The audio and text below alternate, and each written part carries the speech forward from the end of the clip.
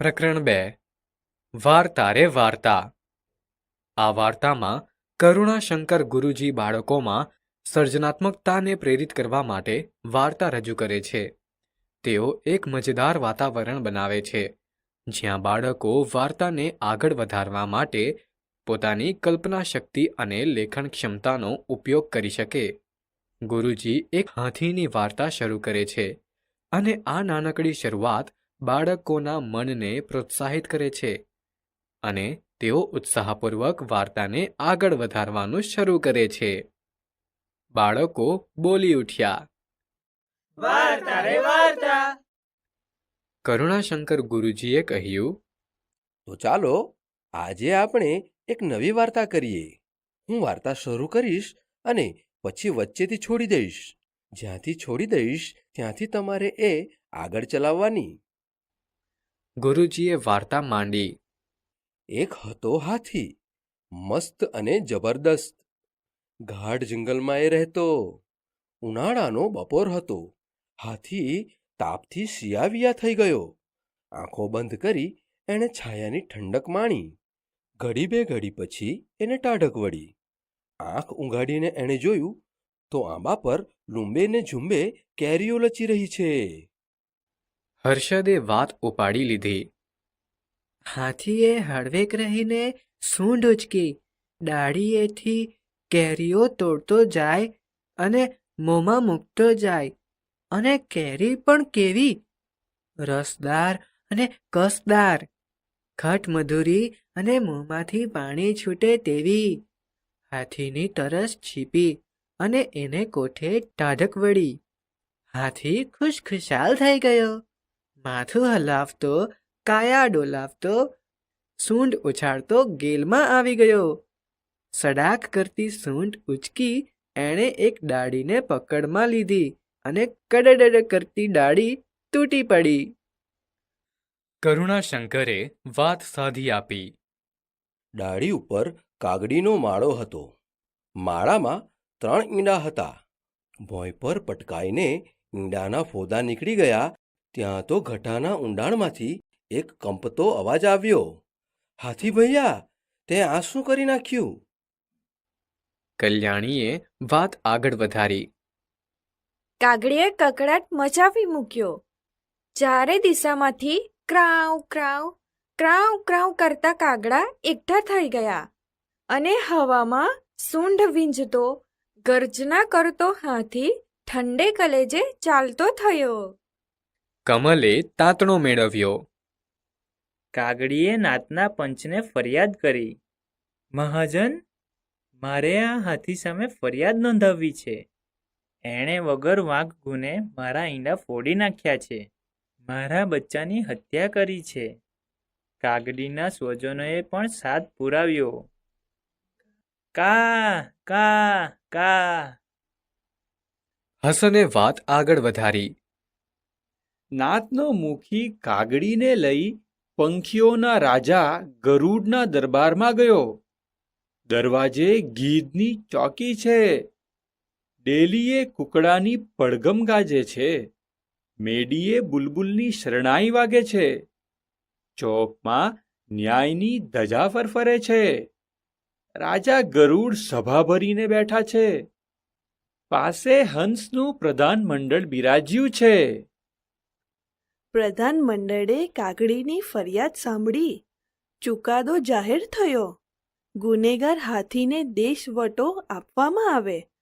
બાદ સેનાપતિ આ સજાનો તરત જ અમલ કરે. સેનાપતિએ બાજ સૈનિકોની ટુકડી સજ્જ કરી. હાથીની શોધ આરંભાઈ. હવાઈ તપાસ શરૂ થઈ. સરોવરને માથે આવીને હવાઈ ટુકડી થંભી.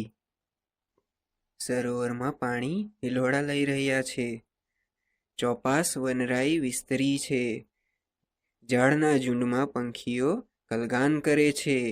મોર ગહકે છે. કોયલ ટહુકે છે. કબૂતર ગૂગવે છે. હોલો ગૂગુ કરે છે. અને કમળવનનો મીઠો પવન હૈયામાં હર્ષ ભરે છે.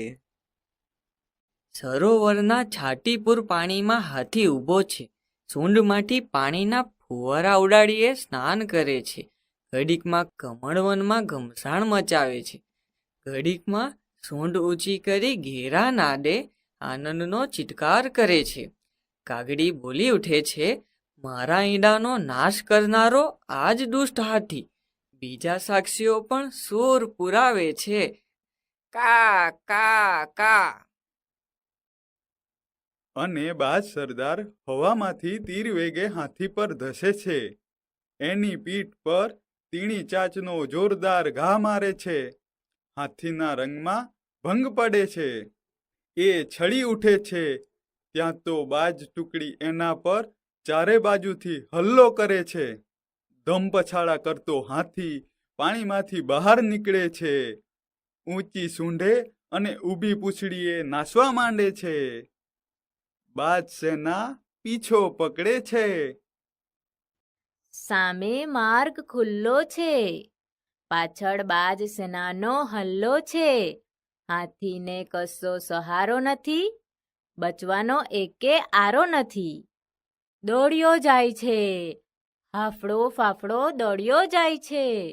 હિંમત એકઠી કરીને દોડ્યો જાય છે, અને પાછળ દે માર કરતી બાજ સેના આવી રહી છે.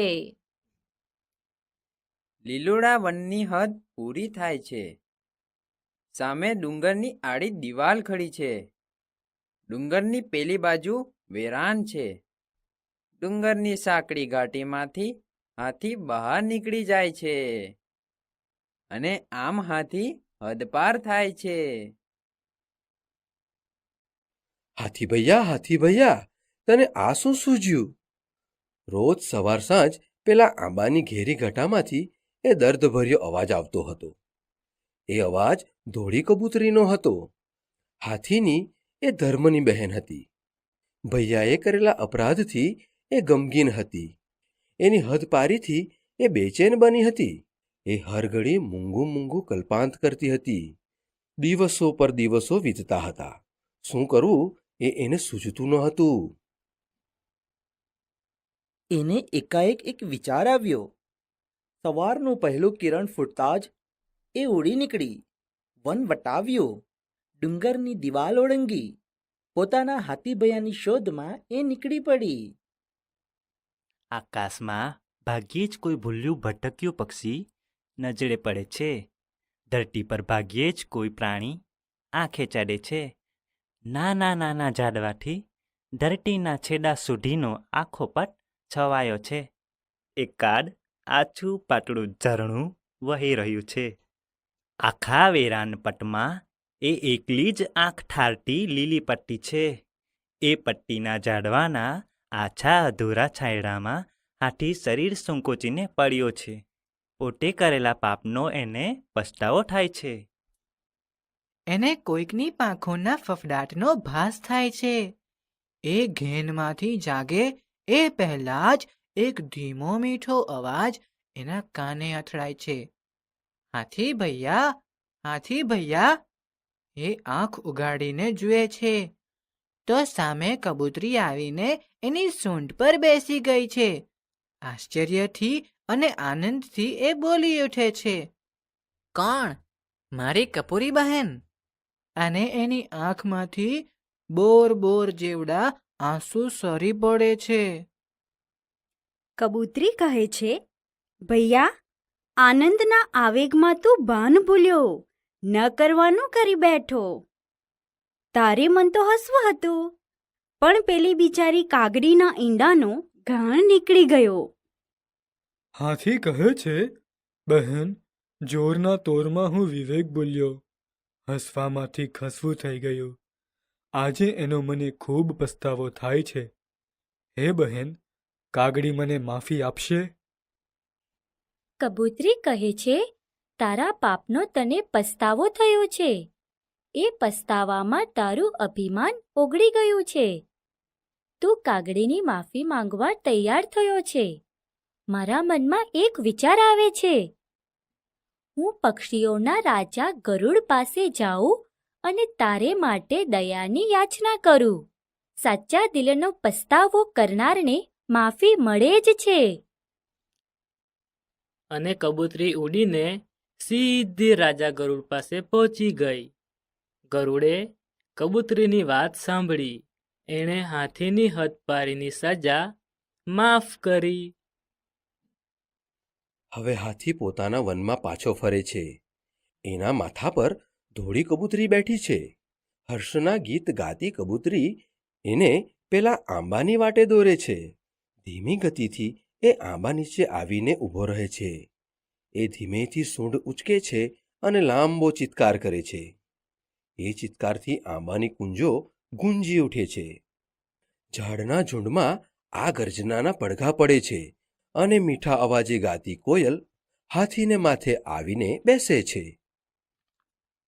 સારાંશ: આ વાર્તા કરુણાશંકર ગુરુજી દ્વારા બાળકોને પ્રેરણાદાયક શિક્ષણ આપવા માટે રચવામાં આવી છે. ગુરુજી હાથીની વાર્તાથી શરૂ કરે છે. ઉનાળાની બપોરે જંગલમાં તાપથી કંટાળીને હાથી છાયામાં આરામ લે છે અને ઝાડ પર લચી રહેલી મીઠી કેરીઓ ખાય છે. હાથી કાગડાના માળા સાથેની ડાળ તોડી નાખે છે, જેના કારણે કાગડાના ઈંડા તૂટી જાય છે. કાગડી દુઃખી થઈને ન્યાય માટે પંખીઓના રાજા ગરુડને ફરિયાદ કરે છે. ગરુડ હાથીને દેશવટાની સજા આપે છે. હાથીની ધર્મબહેન ધોળી કબૂતરી હાથીને પસ્તાવા અને માફી માટે પ્રેરિત કરે છે. કબૂતરી રાજા ગરુડ પાસે દયાની યાચના કરે છે. ગરુડ હાથીને માફી આપે છે અને હાથી જંગલમાં પાછો ફરે છે.